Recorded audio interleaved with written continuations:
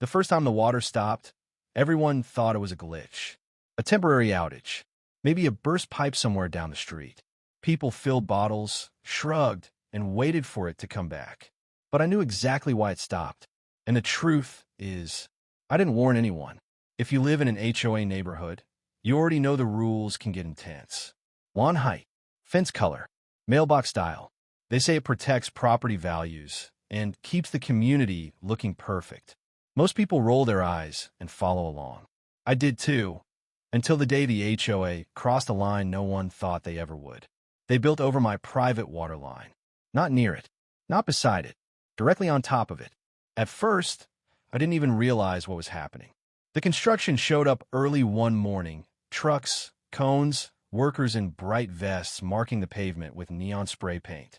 The kind of scene that makes neighbors peek through blinds and group chats explode with speculation. A community improvement project, they called it. A new decorative entrance walkway and landscaping upgrade to boost neighborhood appeal.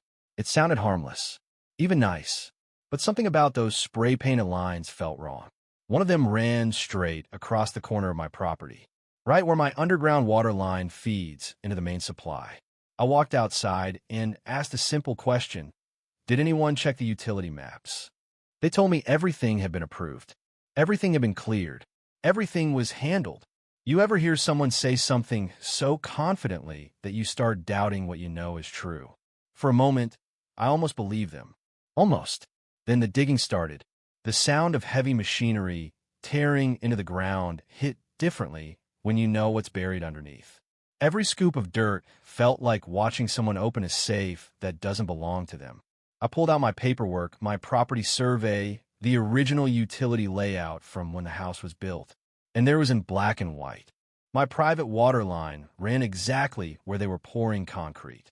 I brought the documents to the HOA. Calm, polite, expecting a quick fix, a pause in construction, maybe even an apology. Instead, I got smiles, nods, and the kind of corporate-sounding reassurance that means nothing is going to change. They told me the project was already funded, already scheduled, already moving forward. Everything will be fine, they said. But here's the part they didn't understand. If anything ever happened to that line, the only person who could legally shut it off was me. And a few weeks later, when the first leak appeared beneath their brand new walkway, my phone started ringing nonstop. The first call came from a neighbor I barely knew. Her voice had that tight, polite panic people use when they're trying not to sound upset. She asked if my water was working. I told her yes. Then she asked if I knew why the new walkway was flooding from underneath. I told her I had a pretty good idea. Within an hour, the neighborhood group chat was chaos. Photos, videos, speculation. Someone posted a clip of water bubbling up between the brand new concrete slabs like the ground itself was breathing. Another person said the decorative plants were already sinking. The HOA president jumped in with a message full of confident reassurance. We're aware of a minor irrigation issue and working with contractors to fix it. I read that line 3 times. Irrigation issue. They still didn't understand what they'd built over. Or maybe they did and didn't want anyone else to know. My phone buzzed again. This time was the HOA. They sounded friendly at first, almost cheerful, asking if I'd noticed anything unusual with my plumbing. If my water pressure had changed, if I'd had any recent repairs done. The questions felt harmless on the surface, but the tone underneath was careful, like someone walking through a dark room, trying not to bump into furniture. I answered politely, short sentences, no extra details.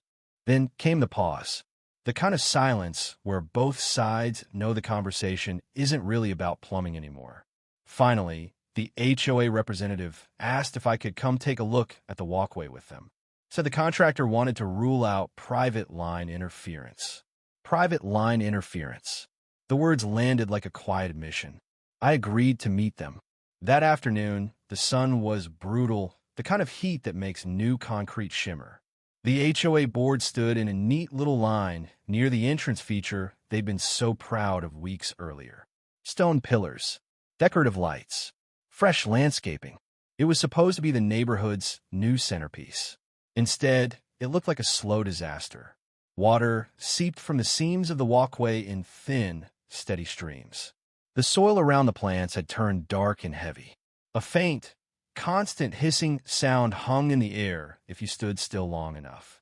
A contractor crouched near the wettest spot, wiping his hands on a rag.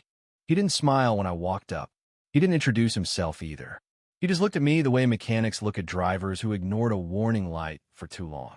One of the board members started explaining how unexpected moisture had appeared beneath the structure, how they were investigating all possibilities, how they valued cooperation between homeowners and the HOA. It sounded rehearsed, like a speech practiced in a mirror. I asked one question: did you ever check the utility survey I gave you? No one answered right away. Instead, the contractor spoke. Quiet, direct. He asked where my shutoff valve was located. The HOA president shot him a quick look, but it was too late. The question had already changed the air. I told him the truth. The master shutoff was on my property, installed years before the neighborhood expansion, documented in the same paperwork they dismissed. The board members exchanged glances that lasted half a second too long. You could almost see the math happening behind their eyes. Costs, liability, timelines, responsibility. And for the first time since construction started, the confidence in their voices disappeared. They asked if I'd be willing to keep the water running while they investigated. Not demanded, not insisted, asked. That was new. That was the moment I realized something had shifted. Because weeks earlier, they spoke like the project couldn't be stopped. Now, they spoke like everything depended on me. And as the hissing sound beneath the walkway grew louder, I started remembering every ignored email, every dismissed document, every polite conversation that went nowhere. That night, I pulled out the old folder again. The survey, the permits, the recorded easement notes. And buried in the paperwork was one sentence I'd almost forgotten. A sentence that changed everything about who was responsible if the line was ever damaged. I read that sentence at least 10 times before the meaning fully settled in. It wasn't written dramatically. No bold letters. No warning box. Just a plain, legal line buried between paragraphs of technical language. But the message was clear.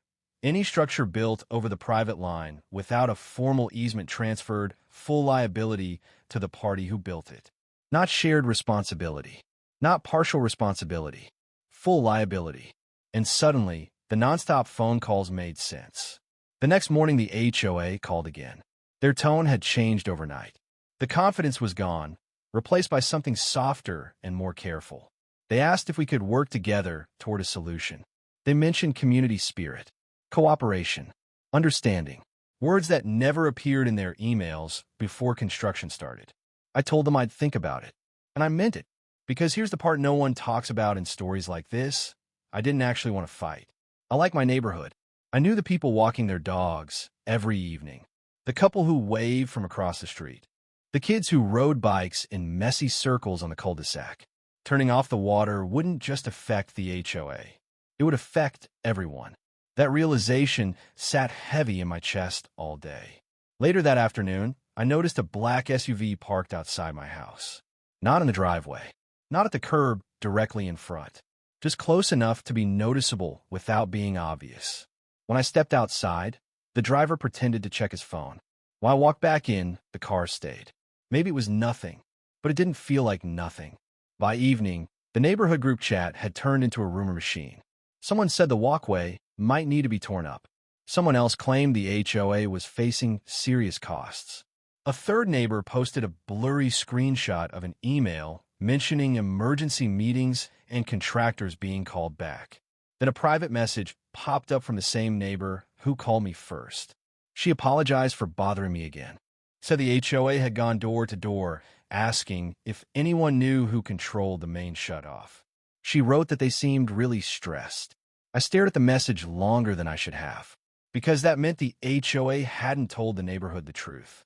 They hadn't told anyone the water line belonged to a homeowner. They hadn't told anyone the construction might be sitting on top of private infrastructure. They were still trying to handle it quietly. That realization created a knot in my stomach I couldn't ignore.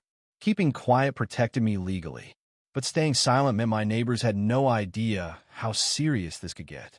And the longer the leak continued, the worse the damage would be. That night, I walked past the entrance again.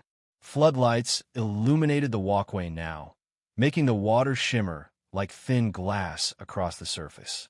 The decorative plants leaned at odd angles, their roots drowning in soil that was never meant to stay wet.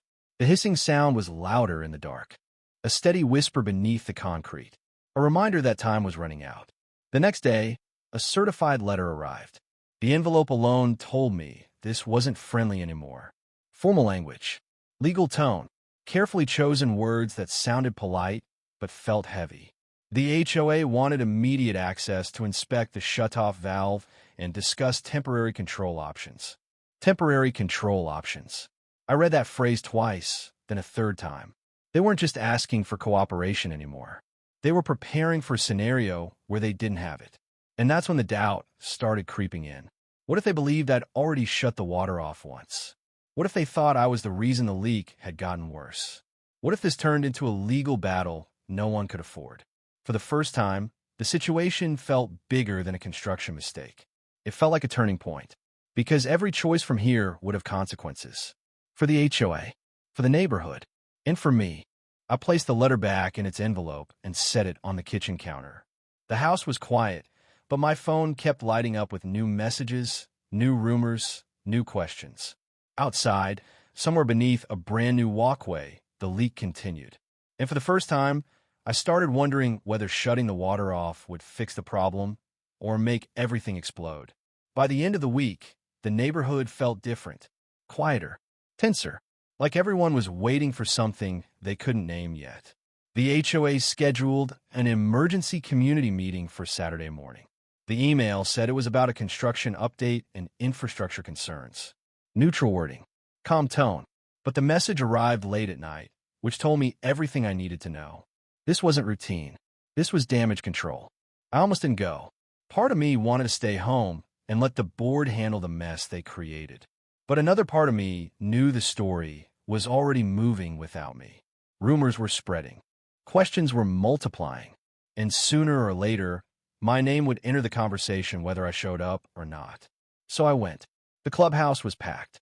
Folding chairs lined the walls. People stood in clusters, whispering.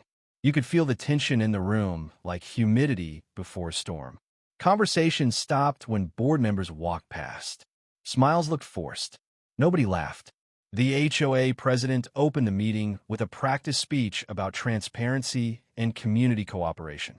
He talked about the unexpected water issue beneath the new entrance walkway. He mentioned contractors, inspections, and temporary solutions. He used a lot of words, just not the right ones. No mention of a private water line. No mention of ignored surveys. No mention of liability. I felt eyes drift toward me anyway. Rumors move fast in neighborhoods like this. Someone always knows someone who knows something. A man near the front raised his hand and asked the question everyone was thinking. Why hasn't the water been shut off yet? The room went silent. The board exchanged quick glances. Papers shuffled. Someone cleared their throat. The president gave a careful answer about ongoing assessments and coordination with property owners. Property owners, plural, like it wasn't just one person. That was the moment I realized they were still trying to keep the truth diluted, spread thin enough that no single point of responsibility became obvious. Another neighbor stood up, a mother with two small kids who lived across the entrance. She said her front yard had started sinking near the sidewalk. Her voice trembled when she asked if the leak could affect nearby homes. The contractor sitting in the back shifted in his chair but didn't speak. The silence stretched too long. You could feel the room leaning forward, waiting for reassurance that didn't come. Then the questions started piling up. How bad is the leak? How long has it been happening? Who approved the construction? Who's responsible for the repairs? Each question chipped away at the board's calm exterior. Their answers grew shorter, less confident, more rehearsed. And then someone asked the question that changed everything. Who controls the main shutoff? The words landed like a dropped glass. Every head in the room turned at once. Toward me. I didn't move, didn't speak, didn't even nod. But silence can be louder than words when everyone is already suspicious. The HOA president stepped in quickly, thanking everyone for their patience and promising that all options were being explored. He moved the meeting toward closing remarks faster than planned. Too fast. People noticed. Clusters formed the moment chairs started scraping the floor. Conversations got sharper, louder, frustrated. A few neighbors approached me with cautious smiles and indirect questions that weren't really questions. I gave polite answers that revealed nothing. But the wall between rumor and truth had cracked. Outside, the HOA board gathered near the entrance steps, talking in low voices. I pretended to check my phone as I walked past, but I caught fragments of sentences carried by the wind. Legal exposure, insurance complications, if he refuses. 2 words that echoed all the way home. That night, the leak got worse. Videos flooded the group chat again.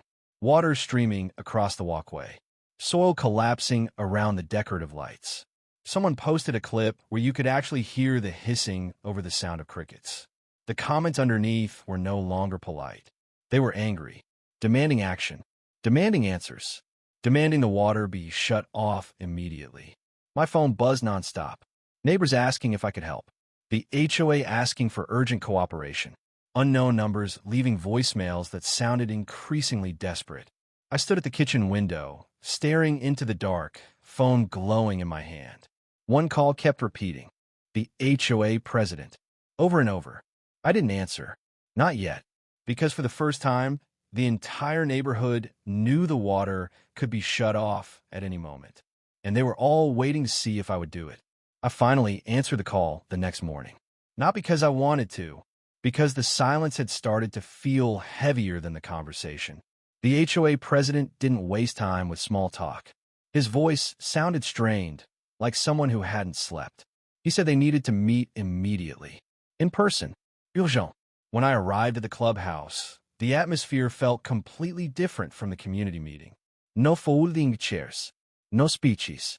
Just 3 board members sitting at a table with a folder placed neatly in the center. And a lawyer. He introduced himself calmly, professionally, like this was just another day at the office. He slid the folder toward me and said they wanted to present new information. New information. The phrase made my stomach tighten before I even opened the folder. Inside was a stack of documents I'd never seen before. Survey overlays. Construction revisions. Email threads. Highlighted sections. Sticky notes marking signatures. I flipped through the pages slowly, trying to understand what I was looking at. Then I saw the date. The revised construction plan had been approved 2 weeks after I sent my utility survey. 2 weeks. I kept reading. An internal email chain sat printed in the middle of the stack. Contractors asking if the private water line posed a risk. Someone forwarding my documents. A board member replying with a short message. Proceed as planned. We'll address it later if necessary. The room felt smaller. The air heavier. They had known. Not suspected. Not guessed. Known.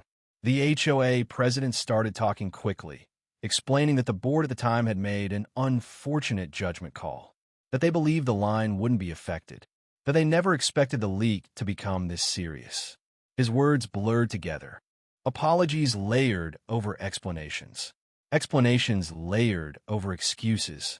But one sentence cut through the noise. Our insurance company has denied the claim. Everything stopped. The lawyer took over, voice calm and precise. He explained that because the board had prior knowledge of the private water line, the damage fell outside their policy coverage. The repairs, the demolition, the reconstruction, all of it, uninsured. I leaned back in the chair, trying to process the scale of what he was saying. The insurance project alone had cost more than anyone in the neighborhood wanted to admit. Tearing it out and rebuilding it correctly would cost even more. And the leak was still getting worse. The lawyer folded his hands and delivered the part they'd been building towards since I walked in. The HOA wanted an emergency access agreement to control the shutoff valve. Temporary control, he called it. They wanted permission to turn off the water themselves. Immediately. The request hung in the air like a hell breath. On the surface, it sounded reasonable, logical, practical. The neighborhood needed the leak stopped. The damage was spreading. People were scared about their homes. But something about the timing felt wrong. Why now? Why not weeks ago? The answer came quietly.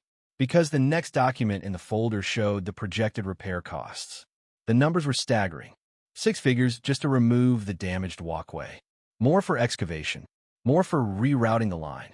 More for rebuilding the entrance they'd proudly unveiled weeks earlier.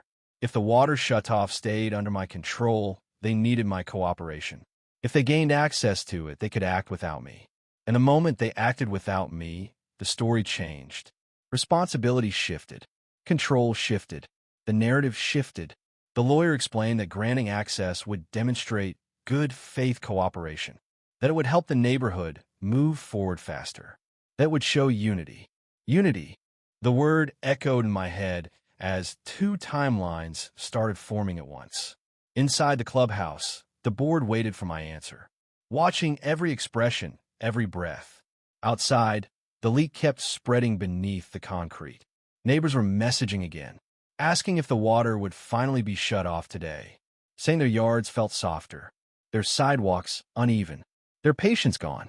2 choices, 2 consequences, 2 completely different futures for the neighborhood. I closed the folder slowly and slid it back across the table. And for the first time since the construction began, I realized the biggest decision in this entire situation had just landed squarely in my hands. I didn't answer right away. The room waited. The lawyer watched. The board members sat perfectly still, like any sudden movement might break the moment. For weeks, the situation had been building toward this single question. Who controls the water? Who controls what happens next? And now they were asking me to hand that control over. I thought about the night I found the survey in my folder, the ignored emails, the quiet admission buried in that internal message, proceed as planned. The meetings, the rumors, the way the truth had been softened and reshaped until no one in the neighborhood really understood what had happened. They hadn't just made a mistake. They had gambled, and now the bill had arrived. I'll shut it off, I said finally. 3 words. Calm. Simple. Relief washed across their faces so fast it was almost visible. Shoulders dropped. Breath released. The tension that had filled the room for weeks slipped out all at once. Then I finished the sentence. But I'm not giving you control. The relief vanished just as quickly as it came. The lawyer leaned forward slightly, ready to argue, but I kept speaking before he could. I'll shut the water off myself. Today. And we'll stop the damage before it spreads further. But access to the valve stays with me. Silence again. A different kind this time. Less desperate. More calculating. They didn't like it. That was obvious. But they also didn't have a real choice anymore. The leak had gone too far. The neighborhood was watching. Waiting. Angry. The HOA president nodded slowly. Okay, he said. Just like that. The decision was made. That afternoon, the entire street felt like it was holding its breath. Neighbors stood on sidewalks pretending to water plants or check mailboxes. Phones hovered in hands, ready to record. The entrance walkway glistened under the sun, water still seeping from the cracks in thin, shimmering lines. I walked to the side of my house, where the valve sat hidden behind a small metal cover. A simple piece of infrastructure, easy to overlook, easy to forget, until everything depended on it. The HOA board stood a few steps back. The contractor watched quietly. No speeches this time. No rehearsed language. Just anticipation. I knelt down and lifted the cover. For a second, I hesitated, not because I doubted the decision, because I understood the moment. Once the water stopped, the real consequences would begin. Excavation, demolition, costs, accountability.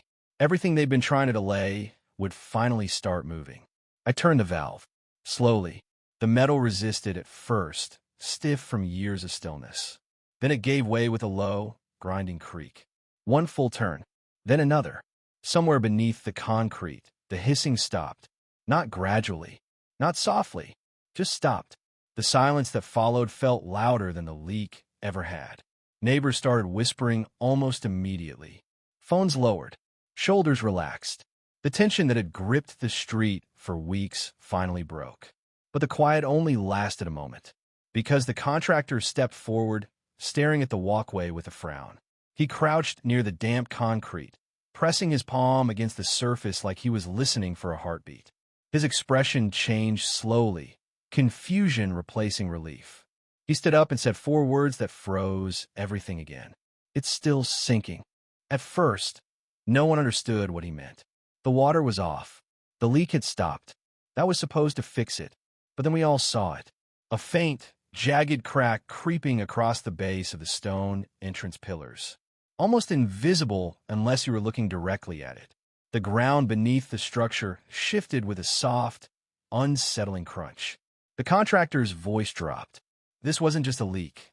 The weeks of water had hollowed the soil beneath the foundation, undermined it, turned solid ground into something unstable and fragile.